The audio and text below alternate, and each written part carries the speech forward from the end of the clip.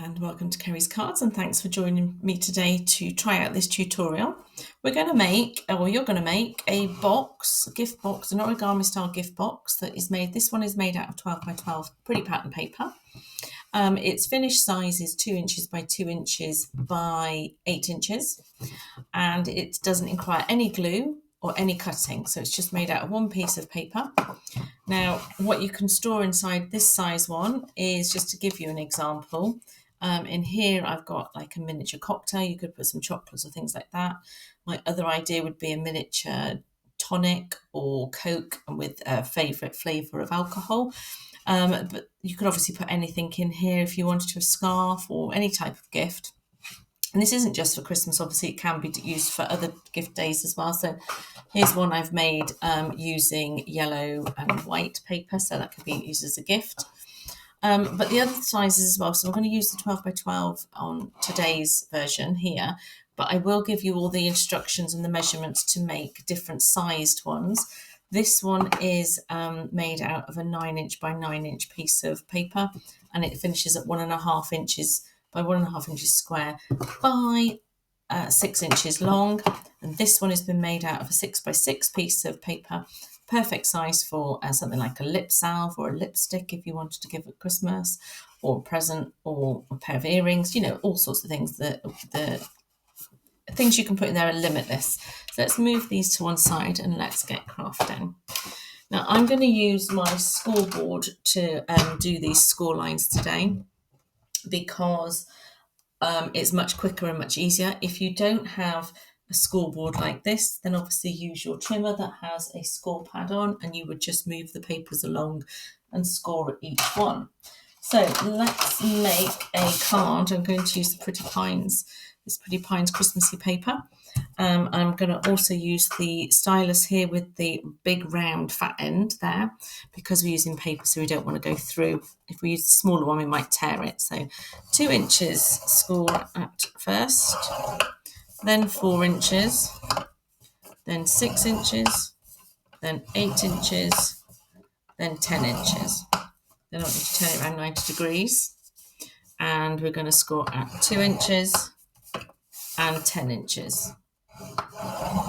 And that is all the scoring we're going to do. So see how quick that was. Once you get started on these, you can turn them out quite quickly. Now, this is the side I want from the outside. So I'm going to flip my paper over. But first, I'm going to score, burnish all my score lines. And the reason for that is the sharper your score lines are, the easier your box will come together at the end once we've done all of the folds that you need. I'm just going to do this as quickly as I can, although there's not any rush really.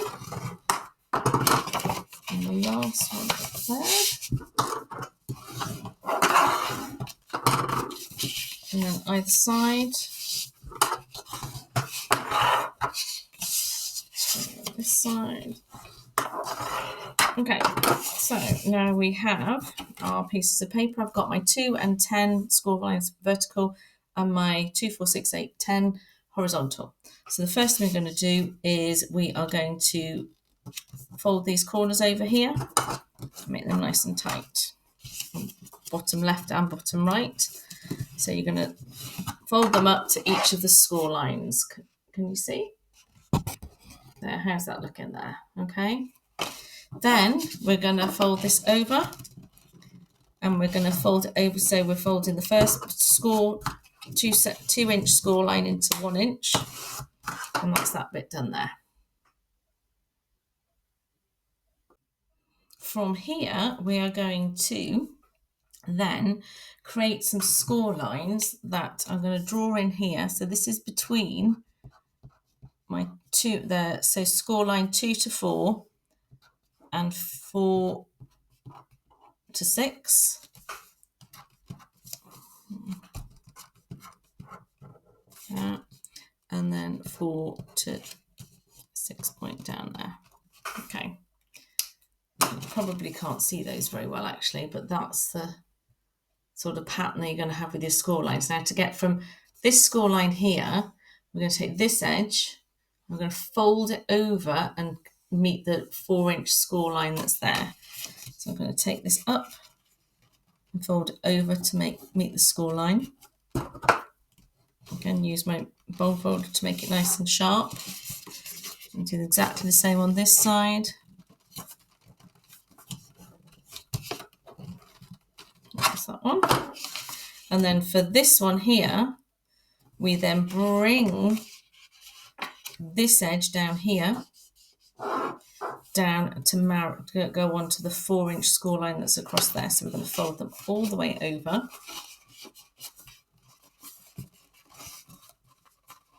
You can see I'm feeling for my score lines here.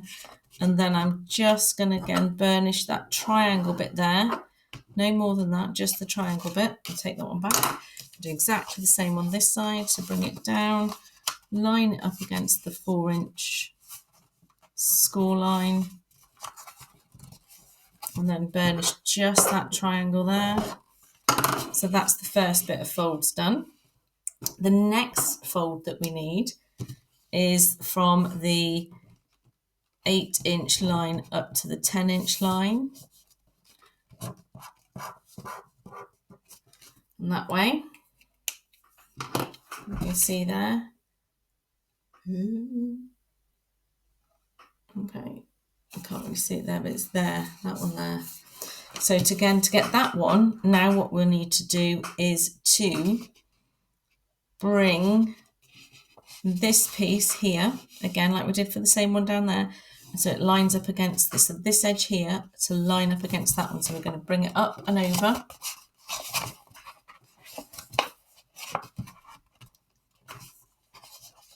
Try and make it so that your score lines all marry up.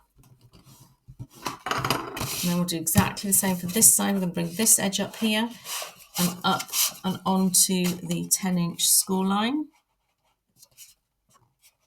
And then we're going to make sure that we do that there. So that's all our scores been put in now. Okay. Now comes the fun part of fold all the folds that we have to do. So the first thing we're going to do is bring this side up either side like that. Then we're going to make this fold do a valley fold. No, sorry, a mountain fold. And a mountain fold. So basically folding them in on themselves. So let them come in. So you want to see the green on the inside. If you've done it that way, that's wrong. That's the wrong way because you need the point on the inside. So you have to have your triangle on the inside. Same for this side. So if I was to do it that way, it's wrong. Can you see? Because I need the triangle bit pointing on the inside of the box, that way and that way. So then just fold those down again. Then what we'll do exactly the same again. We need to fold these bits over here, but then the folds that we've popped in, see how it bends up? So we need the inside of the box there. And what we're creating here is the edge of the box. So we're going to fold this bit in on itself.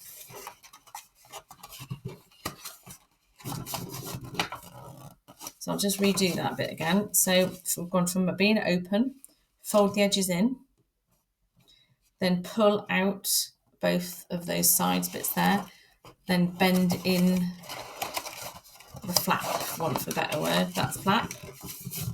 Okay. Then you're going to basically roll your box towards you then.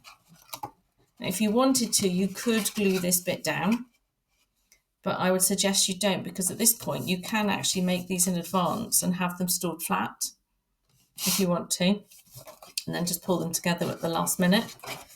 Or you can pull them together. So back to where we were, and then we're just going to roll this box up as we go. And by having those nice tight score lines, it makes this much easier. And then just tuck in the corners. And there we have our 3D box for you to decorate as you wish. Then I've just wrapped this one up with a little bit of a ribbon, So it really doesn't take very long. Once you've done one and got the knack, the hardest part, if I undo it, to get to your head round is this bit here, to make sure that you have the inside of the box made into the triangles and not that way round like that, because otherwise your box won't work. Okay, so it's got to go inside that way. And you can see here, because it's so well scored and burnished, the whole box just comes together, rolls together really. If you were going to use this straight away, I'd be tempted to actually glue that bit down. But there you are. There is a very quick and speedy gift box that you can utilise for anything really. Thank you very much for watching. Don't forget, if you want to make the smaller sizes, the measurements are in same principle in terms of the folds, exactly the same, but your measurements will change for your score lines. But all that information is written in the information below. Happy crafting. Bye.